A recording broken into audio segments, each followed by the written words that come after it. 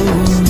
உன் மீது கொண்ட காதல் உயிரையும் தாண்டி வாழும். சொன்னதெல்லாம் இனி நடக்குமா?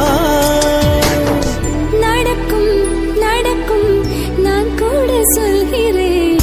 அழகே பிரம்மனிடம் மனு கொடுக்க போயிருந்தேன், நீ என் மனைவியாக வேண்டும் என்று.